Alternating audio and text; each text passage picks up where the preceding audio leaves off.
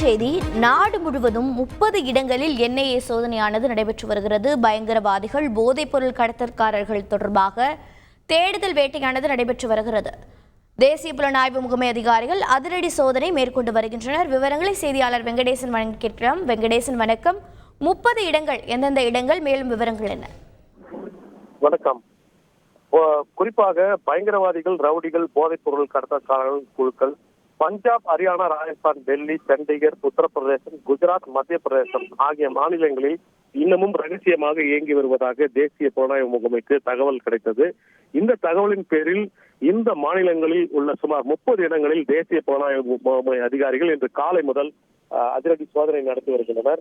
இந்த விவகாரத்தை பொறுத்தவரை ஏற்கனவே 8 மாநிலங்களில் கடந்த ஆண்டு ஜனவரி மாதமே ஒரு 76 இடங்களில் இந்த 8 மாநிலங்களில் சோதனை நடத்தி அதில் அந்த அதிரடி சோதனை தொடர்பாக குறிப்பாக காலிஸ்தான் கருத்தாளர் லாரன்ஸ் பிஷ்னோய் கும்பலைச் சேர்ந்த லக்கி, ஹர்ஷித் சிங், லக்வீர், தலிப் பிஷ்னோய், சிக்கு ஆகியோரை கைது செய்து கடும் நடவடிக்கை எடுத்து அவர்களை சிறையில் அடைத்தது. இந்நிலையில் இந்த மாநிலங்களில் தற்போது சுமார் 30 இடங்களில் இந்த அதிரடி சோதனையை தேசிய புலனாய்வு முகமை மேற்கொண்டு வருகிறது.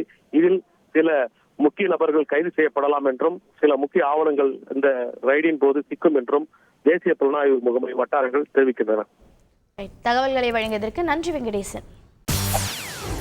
செய்திகளை உடனுக்குடன் தெரிந்து கொள்ள உடனே சப்ஸ்கிரைப் பண்ணுங்க.